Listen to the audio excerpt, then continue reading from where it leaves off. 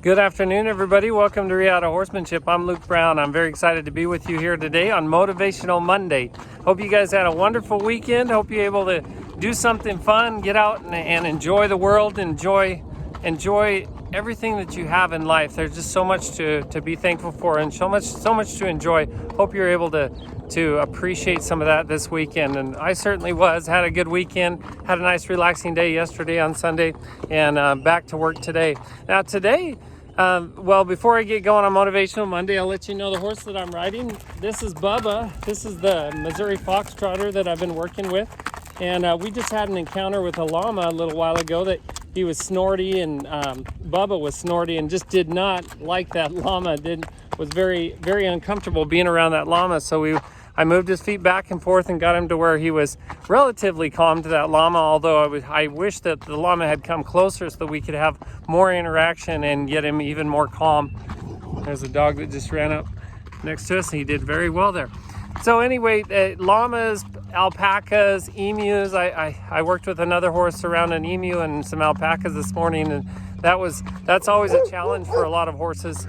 Because they're creatures that these horses aren't used to, and if they're not used to the way that creature looks, then it appears that it could be a predator. So just remember that horses, if they haven't been around something like a llama that looks so interesting, has wool, is usually darker, a lot of times is darker, has the big ears, big eyes.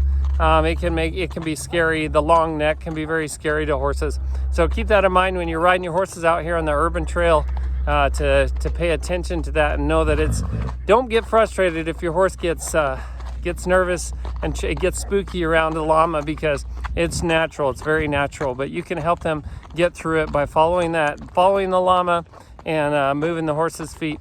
And today for Motivational Monday, this morning was kind of emotionally a little more challenging for me than normal. It just seems like lately I've had some familial issues with some children of mine that have had to deal with, and it's just been more challenging the last week or two, and that's made it more challenging emotionally. And so I was listening this morning to Tony Robbins, and for the last couple hours listening to Tony Robbins and listening to him explain how to change basically the trajectory of your life. And one of the things that he teaches is strategy, story, state. And if you've ever been to a Tony Robbins event or ever read much about Tony Robbins, he'll talk about your strategy, your story, and your state.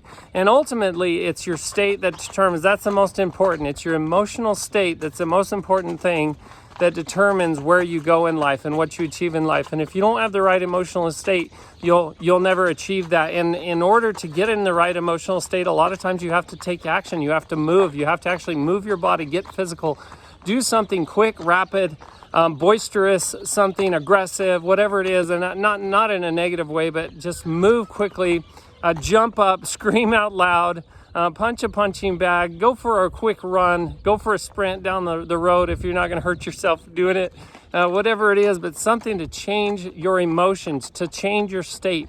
And the next thing is to change your story. We all have a story. We all have our limiting beliefs. We all have a limiting story. What's your story? What are your stories that you tell yourself every day? When you get out of bed, what do you tell yourself? And we always tell ourselves stories. We tell ourselves stories about why we are, who we are, how we are, and what we've achieved in life. And most of the time, that is a limiting belief that we tell ourselves that is at least 95% incorrect, as the research shows. So change your story. So change your state, change your story, and then change your strategy. And there's a lot of strategies that businessmen and women and other people who've been successful, whether you're a parent or whether you're an employee or whatever it is that you want to be successful in, model that person's success by doing what they do, follow what they do. And Tony Robbins is one of my mentors, and that's where I learned some of my strategies, is from him. So